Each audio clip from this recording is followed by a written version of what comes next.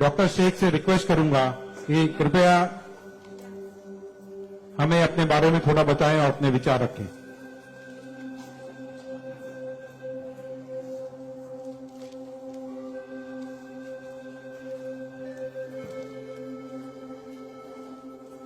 सबसे पहले तो मैं अल्लाह रब्बुल इज़्ज़त की बहुत ज्यादा शुक्रगुजार हूँ कि उसने मुझे इतनी इज्जत दी और इस मकाम तक पहुंचाया कि मैं अपनी लाइफ के जो फैक्ट्स हैं, जो जर्नी में आपके साथ शेयर कर सकूं।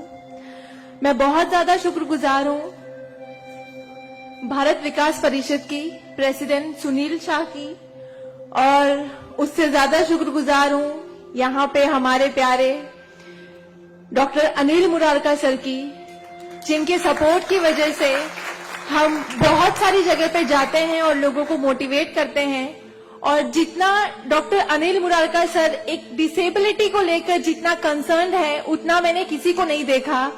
तो I really thankful for him for that. 2008 मैंने अपना 10th क्लियर किया था। मैंने टॉप किया था पूरे जोगेश्वरी में विद 92.15% लेकर, और मेरा ख्वाब था कि मैं डॉक्टर बनूं और लोगों को सर्व करूं। मैं मिडिल क्लास से ताल्लुक रखती हूं। मेरे जो अब्बू हैं वो वेजिटेबल वेंडर हैं, तो हमारे घर पे बहुत फाइनेंशियली प्रॉब्लम थी। तो मेरा बस एक ख्वाब था कि मैं डॉक्टर बनूं, लोगों की हेल्प करूं, और उसके लिए मैंने साइंस में एडमिशन लिया। देन 11 साइंस जब मैंने एडमिशन लिया, मेरा कॉलेज बैंड्रा में था और मेरा घर जोगेश्वरी में। मैं रोज लोकल ट्रेन से ट्रैवल करती थी जोगेश्वरी टू बैंड्रा।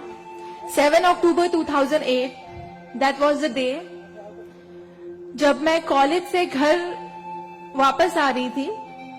मेरे सेमेस्टर चल रहे थे उस वक्त, और सुबह 10 बजे का वक्त था। 10 बजे आप सब लोग मुंबई से बिलोंग करते हैं, सबको पता है लोकल ट्रेन में बहुत रश आर होता है। वो ट्रेन जब अंधेरी से निकली, मैं अपनी सीट से उठी और मुझे नेक्स्ट स्टेशन मेरा जोगेश्वरी था, मुझे वहां उतरना था। लेकिन मेरे सीट से उठने और स्टेशन के आने तक के बीच में वो एक लम्हा था जिसमें मेरी पूरी जिंदगी बदल गई। मैं जब सीट से उठी, उसके नेक्स्ट मोमेंट मैंने अपने आप को ट्रेन की पटरियों के नीचे पाया, और जब मेरी आंखें खुली तो वही ट्रेन जिसमें मैं ट्रैवल कर रही थी वो मेरी आंखों के ऊपर से बहुत तेजी से गुजर रही थी। एक लम्हे को लगा कि मैं कोई ख्वाब देख रही हूं, लेकिन जब ट्रेन पूरी तरह से मेरे पैरों से गुजर गई, मैं वहां हेल्पलेस थी। और जब बहुत दूर जाके किसी ने चेन रोकी, वो ट्रेन रुकी, और उस ट्रेन को रुकता हुआ देखकर मुझे एहसास हुआ कि मैं कोई ख्वाब नहीं देख रही हूं, मैं सच में ट्रेन से गिर चुकी हूं, और मैंने अपनी दोनों टांगे उस ट्रेन के पहियों के नीचे आ गई है जिसमें मैं ट्रैवल कर रही हूं। वो पूरी 12 डब्बे की ट्रेन मेरे पहियों से गुजर गई, किसी ने चेन रोकने की हिम्मत नहीं की। और मैं जब वहां गिरी तो लोगों ने मुझे देखा, और 10-15 मिनट बाद काफी लोग आए, मेरे आसपास खड़े हो गए। मेरे पास सेलफोन नहीं था। मैंने अपनी बैग से उस वक्त डायरी निकाली, मैंने लोगों को फरियाद की, बहुत रिक्वेस्ट की, बहुत रोया वहां पर कि मेरे घर पे एक फोन कॉल करके बता दो कि मैं यहाँ पे हेल्पलेस पड़ी हूँ विथ हेवी ब्लीडिंग, मेरे बचने की कोई चांस नहीं है। एटलीस्ट मेरे घर वालों को पता होना चाहिए कि मैं यहाँ पे इस हालत में हूँ, मुझे लावारिस लाश बन के नहीं मरना है। बट उस वक्त मैं यही कहूंगी कि अल्लाह ताला की मसलहत थी। अल्लाह ताला उस वक्त जो मेरी तकदीर में था, किसी ने मेरी हेल्प नहीं की, और मैं वहां पे 30 मिनट ऑलमोस्ट मैं ट्रैक पर विथ हैवी ब्लीड, मेरे दोनों पैर ट्रेन के पहियों के नीचे आ गए थे। मैं उसी हालत में पड़ी रही और मैं कॉन्शियस थी। मैं बस लोगों के सामने रो रही थी कि मुझे कोई पानी पिला दो, कोई घर वालों को कॉल कर दो, लेकिन किसी ने हेल्प नहीं की। And after 30 minute I got railway help. Then मुझे गवर्नमेंट हॉस्पिटल लेकर जाते हैं, वहां पर भी कुछ ओटी स्ट्राइक होता है, मुझे फौरी ट्रीटमेंट नहीं मिलता है। एंड देन मेरा एक्सीडेंट सुबह 11 बजे होता है, और मुझे 6 बजे जब मेरी फैमिली प्राइवेट हॉस्पिटल लेकर जाती है, then I got treatment. And उसके बाद 16 साल की थी मैं जब मेरे साथ ये एक्सीडेंट हुआ। आप समझ सकते हैं 16 साल की उम्र में 1 मिनट में मेरे 2 पैर कट गए थे, मैं डिसेबल हो गई थी, मैं हेल्पलेस हो गई थी। मैं खुद से उठ नहीं पा रही थी, ना बैठ पा रही थी, ना एक तरफ से दूसरी जगह मूव हो पा रही थी। मैं मेंटली डिसेबल हो गई थी, फिजिकली डिसेबल हो गई थी और फाइनेंशियली कंडीशन भी काफी वीक थी। वो सारी चीजें मेरे दिमाग में चल रही थी और जब लोग मुझे देखने आते थे तो कुछ लोग हमदर्दी में नेगेटिव कमेंट्स भी करते थे कि 16 साल की बच्ची है, 2 पैर खो दिए हैं, सारी जिंदगी माँ बाप के ऊपर बोझ रहेगी, ये जिंदा क्यों है, इससे अच्छा ये मर जाती। ये सारी बातें लोग आके जब मेरे सामने करते तो मेरे जहन में वो सारी बातें चलती कि सीरियसली मुझे अल्लाह ने जिंदा क्यों रखा। जब मुझसे दोनों पैर ही लेने थे 16 साल की उम्र में, मैं खुद से मूव नहीं कर सकती हूँ, मेरी मम्मी को इतना सब कुछ झेलना पड़ रहा है। जिस उम्र में मुझे अम्मी की हेल्प करनी चाहिए उस उम्र में वापस से मम्मी मुझे गोद में उठाकर लेकर जा रही है, वापस से मेरी खिदमतें कर रही हैं। तो मेरी जिंदगी का मकसद क्या है? मुझे दोबारा जिंदगी क्यों दी अल्लाह ने?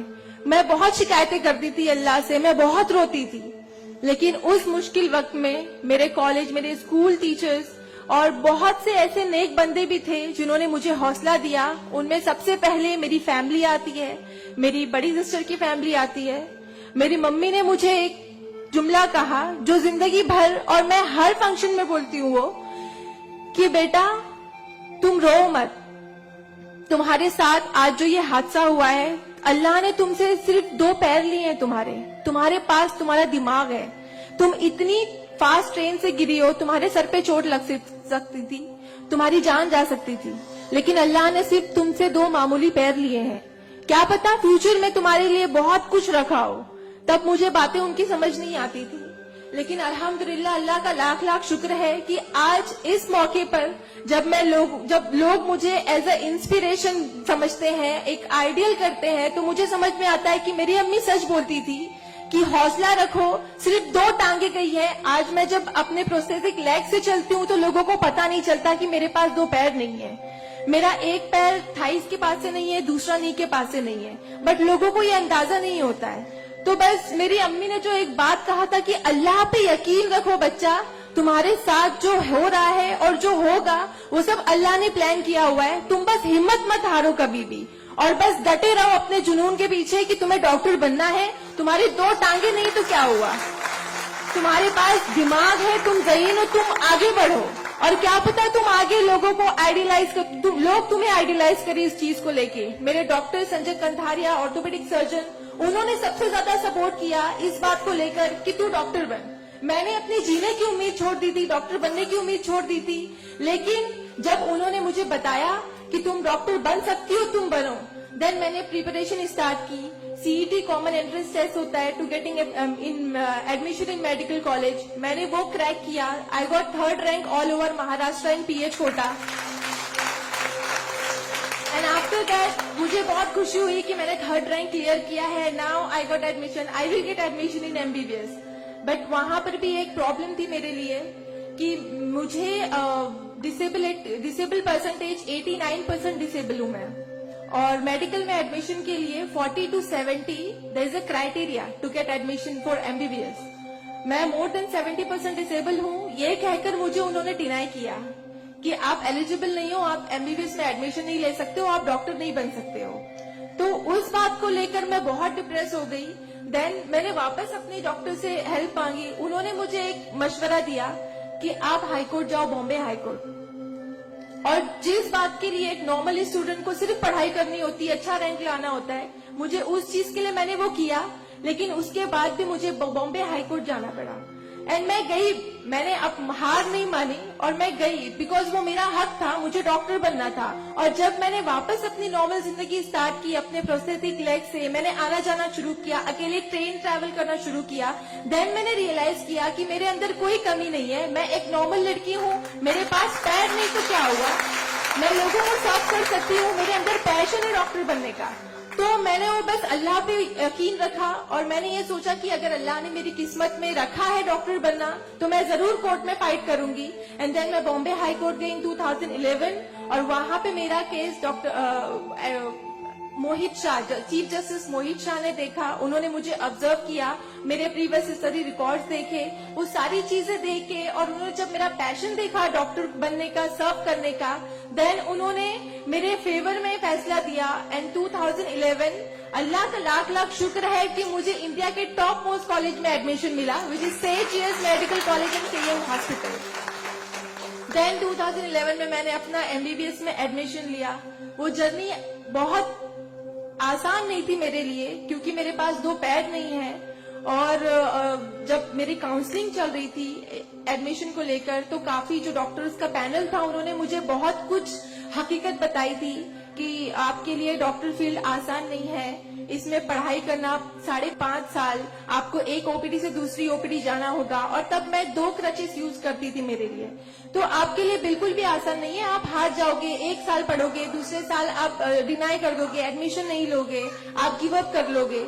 लेकिन बस मैंने दिल में ठान लिया था कि मुझे इन्हें गलत साबित करना है, और मुझे लोगों को प्रूव करके दिखाना है कि एक लड़की जो 89% डिसेबल है, जिसे लोग ये कहकर सुनाते थे कि सारी जिंदगी माँ बाप के ऊपर बोझ पर बनी रहेगी, उन्हें प्रूव करना है कि मैं डॉक्टर बन के लोगों को सर्व कर सकती हूँ। और जो मेरे दूसरे डिसेबल भाई बहन हैं, उन्हें भी शो करना है कि after disability, after accident, post accident जो लाइफ होती है वो आप नॉर्मल गुजार सकते हो अपने हौसले की बनिस्बत।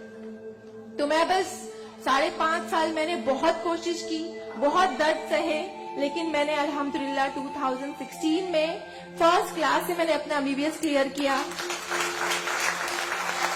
और इस बात को देखते हुए मुझे बहुत खुशी होती है, इस बात को बहुत प्राउड मोमेंट था मेरे लिए कि इन 2016 ऑन वुमेन्स डे 8 मार्च मुझे बॉम्बे हाई कोर्ट में फेलिसिटेट किया गया, जो एक हिस्टोरिक मोमेंट था वहां पर कि आउटसाइड से किसी को उन्होंने फेलिसिटेट किया। देन उसके बाद मुझे काफी कॉल्स आए एज अ मोटिवेशनल स्पीकर, मुझे काफी अवार्ड्स मिले, और तब मैंने सोचा कि मेरी जर्नी सिर्फ एमबीबीएस तक नहीं है, मुझे लोगों को और प्रूव करना है कि 89% डिसेबल होके अगर मैं एमबीबीएस कर सकती हूँ, तो मुझे मेडिकल फील्ड की हायर डिग्री अचीव करनी है, which is MD, medicine in doctor in medicine. Then मैंने उसके लिए भी कॉमन एंट्रेंस टेस्ट दिया, and again I got third rank in all over Maharashtra. और यहाँ पर भी देन अगेन उन्होंने प्रॉब्लम क्रिएट की मेरे लिए। After completing my MBBS with flying colours, उन्होंने वापस मेरा मेडिकल एडमिशन डिनाई किया कि आप नहीं कर सकते हो because you are 89% disable. Then मुझे एक बहुत हम्बल इंसान मिले, member of parliament Kirit Somaiya sir, उन्होंने फौरन से मेरी एप्लीकेशन सेंट्रल हेल्थ मिनिस्टर के पास लेकर गए, और वहां से विद इन 2 डेज ये जो क्राइटेरिया है 40 to 70% डिसेबिलिटी का मेडिकल में एडमिशन के लिए, this is a 20 years old clause, और विद इन 2 डेज ये क्लॉज चेंज करवाया उन्होंने बिकॉज ऑफ माई एप्लीकेशन। वो क्लॉज चेंज होके बस ये है कि मिनिमम 40% क्राइटेरिया है, और मोर देन 70% जो भी डिसेबल हैगा they will get admission in medical field. तो मेरी जो जर्नी थी यहाँ तक की, और उसके बाद मैंने रिसेंटली 2019 में मैंने एमडी में एडमिशन लिया, और with same college Seth GS medical college in KM hospital, और मैं अभी रिसेंटली फर्स्ट ईयर रेसिडेंट हूँ एमडी पैथोलॉजी में। मेरी जो यहाँ तक की जर्नी है, मैंने बहुत अच्छे से तो नहीं बताया आपको, लेकिन बहुत सारी बातें मिस है इसमें बिकॉज मेरे पास टाइम नहीं है, आप लोगों को भी लेट हो रहा है। लेकिन ये सारी जो मेरी जर्नी है, ये सब बताने का मकसद यही है आप लोगों को कि जिंदगी में देखो चाहे कुछ भी प्रॉब्लम आए, बिकॉज मेरी लाइफ में मुझे लगता है कि सारी प्रॉब्लम्स थी, फाइनेंशियल प्रॉब्लम्स थी, फिजिकल प्रॉब्लम थी, मेंटल प्रॉब्लम थी, सारे ऑड्स थी मेरी लाइफ में, लेकिन मैंने बस 2 चीजें ध्यान में रखी। एक तो मेरी अम्मी की बात की अल्लाह पर यकीन रखो, अल्लाह अपने बंदों से 70 माओं से ज्यादा प्यार करता है। एक माँ हमारी छोटे से दर्द को बर्दाश्त नहीं कर सकती, वो तो 70 माओं से ज्यादा प्यार करता है, तो हमें दर्द में कैसे रख सकता है वो, तो उसने जरूर कुछ अच्छा रखा है हमारे लिए। अगर छोटी सी प्रॉब्लम आई जिंदगी में तो उससे हार नहीं मानो, उससे लड़ना सीखो, हमेशा अपना हौसला जिंदा रखो, बिकॉज आपके पास अगर हौसला है तो आपकी लिए जिंदगी जीने की उमंग रहेगी, बिकॉज बगैर हौसले के कोई जिंदगी नहीं जी सकता। तो आप लोग प्लीज, अगर छोटी से छोटी प्रॉब्लम भी आए, कोई भी परेशानी आए, आप लोग लड़ना सीखिए और जिंदगी जीना सीखिए। बिकॉज मेरे एक्सीडेंट के बाद मुझे लगा मैं इतनी सारी कोशिशें नहीं करती तो मैं आज यहाँ पर खड़ी होके एज अ डॉक्टर आप लोगों से इंटरेक्ट नहीं हो रही होती। तो बस कभी भी हार मत मानिए। और ये एक शेर है आप सबके लिए, हौसले की तुर्कश में कोशिश का वो तीर जिंदा रख। तरकश मतलब जिसमें तीर रखते हैं। हौसले की तरकश में कोशिश का वो तीर जिंदा रख। हार चाहे जिंदगी में सब कुछ, हार जा चाहे जिंदगी में सब कुछ, मगर फिर भी जीतने की उम्मीद जिंदा रख। Thank you so much, thank you all of you मुझे इतने अच्छे से सुनने के लिए। और मैं बहुत ज्यादा थैंकफुल हूँ डॉक्टर अनिल सर की और भारत विकास परिषद की कि उन्होंने मुझे इतना सुनहरा मौका दिया आप लोगों से इंटरैक्ट का। Thank you. धन्यवाद।